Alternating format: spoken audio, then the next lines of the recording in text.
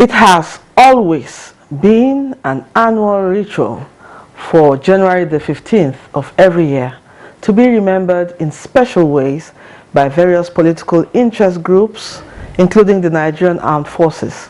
The reason for this is not far-fetched.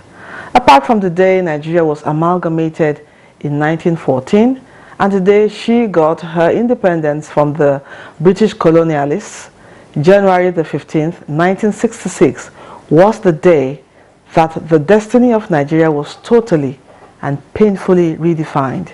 It was the day a bloody coup that ended the First Republic and brought in the military also triggered a counter-coup that plunged Nigeria into its historic civil war. Instructively, it was also on January the 15th, 1970 that the civil war formally ended with the surrender of Biafra to the federal military government led by General Yakubu Gowon. Today, January 15th is set aside to honor the valorous exploits and sacrifices of the Nigerian fallen troops in the various military conflicts for the preservation of the territorial integrity of Nigeria and maintenance of peace around the world. January 15th, 1966 is believed to have been pregnant with uncertainties that have fueled ethnic crisis.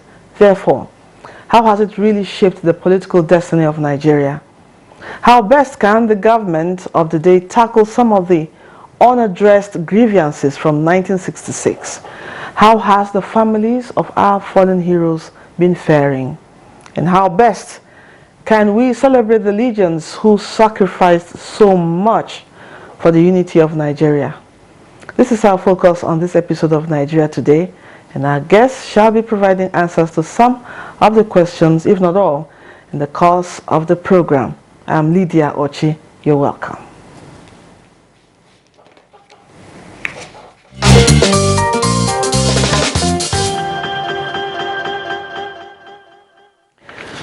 I have with me in the studio a very, very familiar face, a public affairs analyst, Jide Ojo. Welcome to the program. Thank you very much, Lydia. Good evening, Nigerians. It's a pleasure to be here on this program. Also, Armed Forces Remembrance Day. Thank you very much. We're also expecting to have the immediate past Secretary General, retired Army, Navy, and Air Force Officers Association, as well as a development management and security consultant and CEO Domex Consultant Limited, Major Gabriel Adolfico. We hope to have him join us in the course of the program. Okay, let me come to you, Jide. Could you give us an overview of why January 15th has become a day widely celebrated in Nigeria, its significance, and how it is usually celebrated every year? Well, as you said in the background, Armed Forces Remembrance Day has been set aside for many decades now to remember our fallen heroes. Recall that there have been several thresholds of history in terms of the fight against fighting of wars. We have the World War in 1914 to 1918. We have in Second World War 1939 to 1945. We have had several other wars and peacekeeping missions in which Nigerian military had been represented. Recall the enormous sacrifice and the valor of Nigerian Armed Forces in restoring constitutional government in Sierra Leone and Liberia in the 90s. Even up to today, Nigeria peacekeeping forces are all over Africa and in the wider global world. Yes, 1966 January 15 was a watershed and very epochal in the political history of Nigeria, which, like you referred to, was the day we had the first military coup, and that set in motion 29 years of military intervention in Nigerian politics, cumulatively between that 1966 to 1999. The military was in government for 29 years. And we have lost thousands of our members of the armed forces, whether you talk of the soldiers, the Navy, member of the Nigerian Army, the Navy, the Air Force, and even the police and all of that.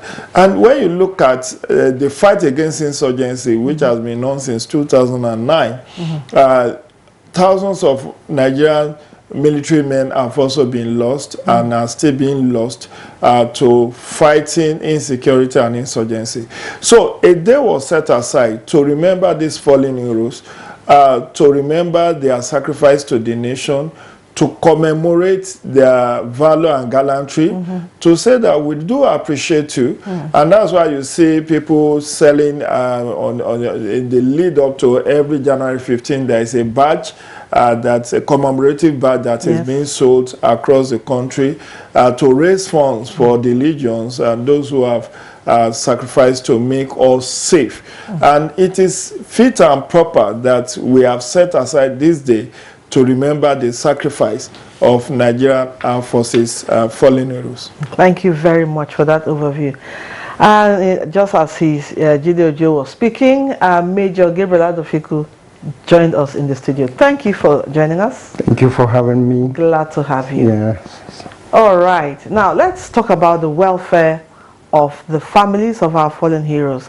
I'm referring to you now, Major, and the legions who are still alive. How necessary is it to take good care of them, and what should be the role of the private sector in this area? First of all, again, I want to say thank you for having me around. Okay. And thanks for the slight traffic delay in coming in. Indeed, 15th January as a time of solemn reflection, more than a celebration. And I'm glad you put the question on the welfare of fallen heroes, particularly the widows and the children or siblings of these people. First, death is the point of no return for all human beings. No return, no repairs, no adjustments. The only area of life where you have adjustments and returns is when you are alive. Yes. You could be poor today, you could become rich tomorrow. You could be strong today, you could be weak today, tomorrow you could become strong. These individuals, now talking about the fallen heroes, they paid the supreme price, as my brother has said. When you say supreme price, it means they've gone, they've gone. Now these women, the widows, the wives of these fallen heroes, no matter how much you materially support them, you cannot emotionally console them beyond what God can do. It is, and that is why we always say consolation or condolence goes to them by God's grace. And therefore, we think it is the time for Nigerians to begin to attach real and true value to circumstances and situations of our citizens. These women and siblings who have forever lost their parents. And these days we are just not losing only men, we are losing also women, because we have women in combat now. A time has come for us to take a second look. When people pay real sacrifices, let's give them, if not total, the semblance of appreciation. Okay. And one semblance of appreciation is adequate care of these women. Ensure they are properly accommodated. Ensure the children go to school without stress. Ensure they don't have to struggle beyond the average human requirement for them to survive. It's okay. Yes. Now, as a retired military officer, how would you assess the efforts of government in the area of welfare of legions and families of fallen heroes, as well as probably your recommendations on what to do to better their lives? When you talk about welfare, the least or the variables in welfare, they are just as many as the human existence. But there are certain very basic fundamentals. For example, like I did mention earlier on, you must ensure that they are adequately accommodated at their places of choice. You must ensure that the children are adequately developed to form non-grudging members of society, and by that we're talking about their educational upbringing, and even to a good extent providing employment for them, a kind of automatic employment for them, for which they are of course qualified as they grow into adulthood. But, like you did ask, so far as our economy can accommodate, I think governments have been doing the best they can. But all the same, we find out that the best has not reached or has not accommodated the minimum requirement for them to be comfortable. We are not saying that every fallen hero, the wife should be made millionaires overnight, or every fallen hero's son, a chunk of the CBN should be allocated to them. No, no, no, no. We are looking at the basic fundamentals of survival. Now, Jide, how best can the government of the day tackle some of the unaddressed grievances from 1966, and what are the lessons we must learn from these episodes? Well, quite a number of things are being done currently by the government. First, this commemoration, and there are monetary donations to the legions. Some of the legions themselves, those who have left service, like Major, some of them, the junior ones, are seen being employed as security guards in many public and private organizations to provide some measure of security. We see them in this brown uniform all over.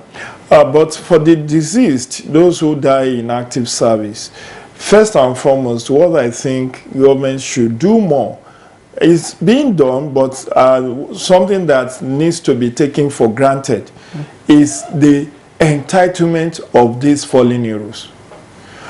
Every one of them that died in active service are entitled to certain, their families are entitled to certain privileges, like pension. I believe they have there are life insurances given to members of the armed forces. So the families of the deceased should, without let or hindrance, be paid the pension and the insurance of the life insurance remuneration or whatever is accruing to them promptly, without having to go through undue bottleneck for years and all of that. It's okay. That's one. Then there is also the action of special honors, national honors being done to remember these fallen heroes. It's okay. Now, I'm still going to call back to you on the unaddressed grievances from the 1966 issue, but let's take a break. We'll be back to continue the discussion. This is NTA News 24 broadcasting from Abuja.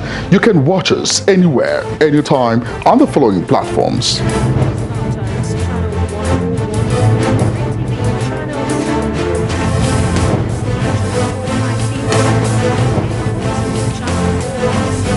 For more information, log on to our website www.nta.ng or join us on our social media handles, Facebook at NTA News 24. For comments, suggestions and inquiries, send an email to news24@nta.gov.ng or call us on the following numbers. NTA News 24, news and more news. Welcome back. The program is Nigeria Today, and we're looking at the Armed Forces Remembrance Day.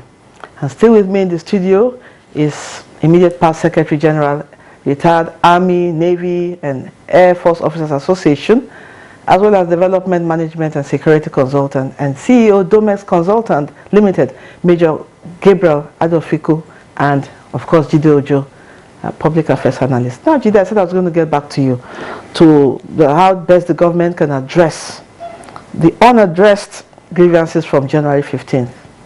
Okay, yeah, some things led to the coup of January 15, 1966, and that's the way our political class has carried themselves. The issue of non-credible elections.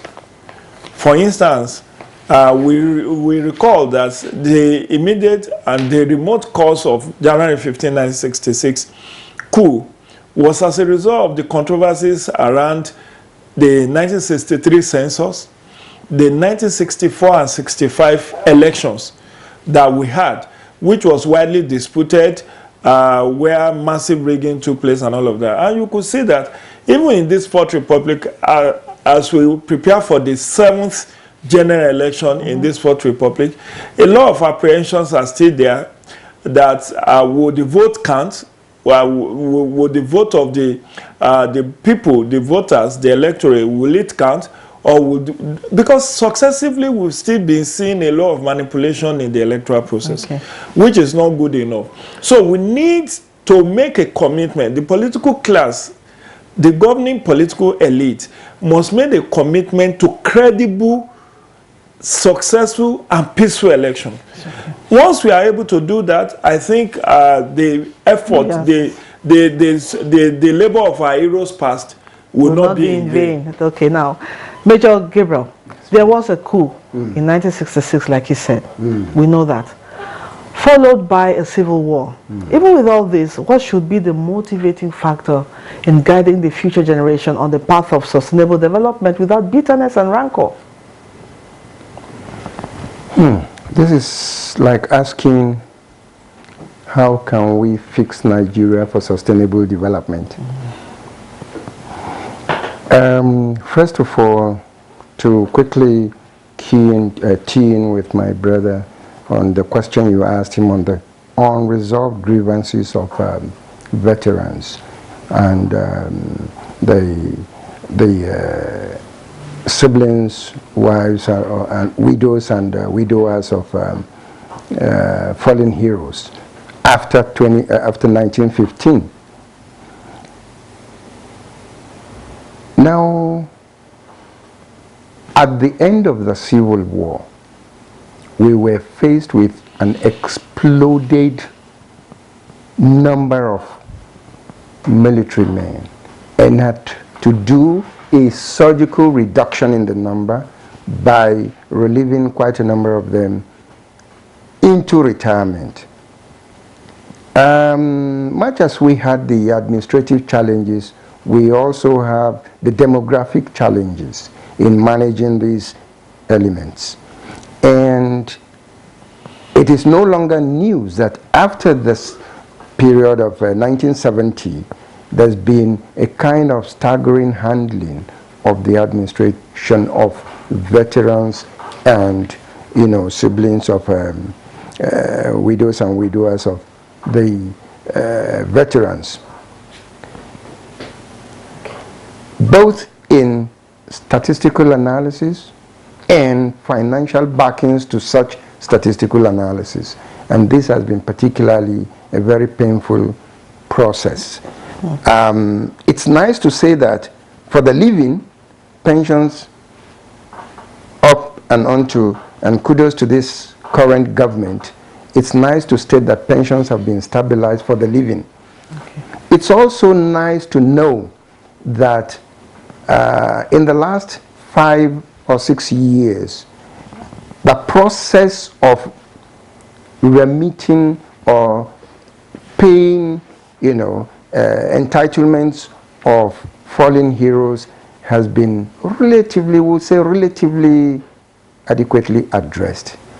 The truth of the matter is that administration, or what you call bureaucratic process in Nigeria, still needs a lot to be dealt with.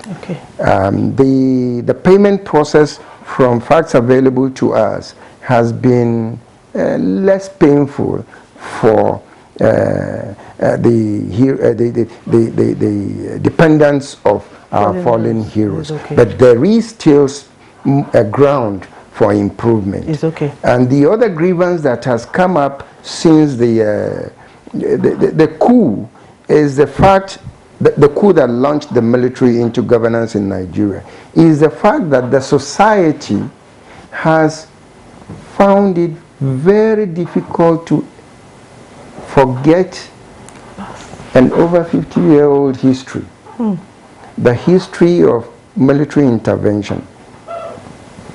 And that is because the contemporary political generation have been unable to do it differently from what used to be. If not, they have improved on doing it negatively, you know. And that again is a challenge. And for the veterans, and indeed their dependents of fallen heroes, it saddens them to see that the country you love so much, the country you cherish so much, the country you risked your life, and some have even gone because of, is being toyed with as if it's just some backyard garden. I think those are some of the grievances, and that is why, you know. But like I did say earlier on, this Remembrance Day, 2015, 15th January 2022, should be a special one, rather than continue to nomenclate it as a celebration. Let us call it a time for solemn reflection. Okay. Thank you. Thank you. Chidojo, even after the 1966 coup and the Civil War, there are still some agitations in some part of the country. What, in your opinion, can the Nigerian government do to address some of these, as well as create a balance? I've never hidden my own solution to the challenge of nationhood that Nigeria has faced over the decades. And the solution is quite well elucidated in the Constitution. What is it? Equity, justice, and fair play. If we face these three, equity, justice, fairness, unto each and every tribe, every ethnic group, that is the whole essence of having federal character principle. In terms of location of projects, in terms of appointment. And you look, Lydia, if you take a copy of this 1999 Constitution that is so much discredited, just open to chapter 4. Section 4, not chapter 4. Section 4 talks about federal character principle for purposes of national unity and national cohesion and national loyalty. So the way forward has been explicitly recommended by Constitution, but there is no due process, there is no rule of law, there is no internal democracy in our party politics. Everybody unto themselves. The culture of impunity is pervasive. And that's what we need to deal with. We need to checkmate this culture of impunity. People doing what they like because they believe that they have the protection of their party, because they are the party in power. Let us rule with the fear of God, with justice, equity, and fairness as our watchword. Once that is done, not only we will have resolved this lingering challenge of national development, we will also have solved the problem of mutual suspicion and all these, even corruption, even the issue of self-determination that we want out of Nigeria, we don't want to be part of Nigeria. All this hyper agitation will be laid to rest once there's equity, justice, and fairness in the way we apply, in the way we govern at the three tiers of government: federal, state, and local government. It applies across board. Thank you. Now, Major Gabriel, Yes. what is your dream for Nigeria in the next 20 years? And how can Nigerians achieve the Nigeria of our dreams?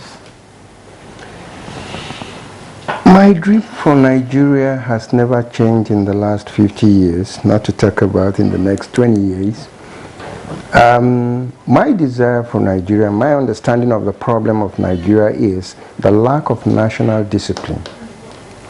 And national discipline is evolved from three options. One option, natural physical environment.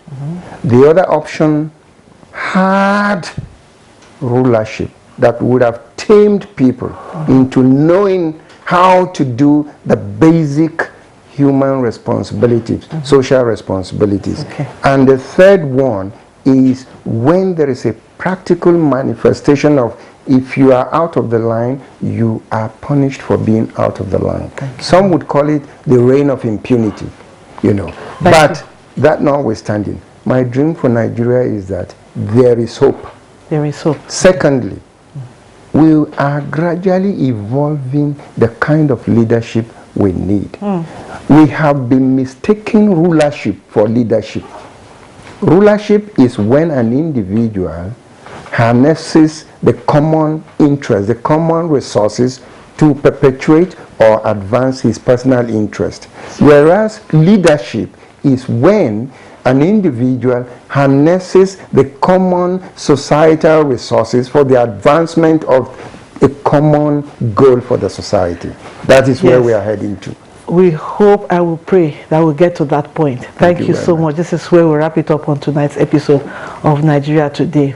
We wish you a successful celebrations tomorrow. Thanks to the immediate past Secretary General, Retired Army, Navy and Air Force Officers Association, as well as Development, Management and Security Consultant and CEO Domet Consultant Limited, Major Gabriel Adofiko. Thank you. Thank you. Thank you very much. We appreciate your insight. Thank you. Our appreciation also goes to you, Jide Ojo, Public Affairs Analyst. We are grateful for your thoughts. And we thank you, our viewers, for always being there. Don't forget, you can also watch this and other episodes of the program on YouTube on www.youtube.nt/news24hub.com. Thank you for watching and goodbye. Have a wonderful weekend.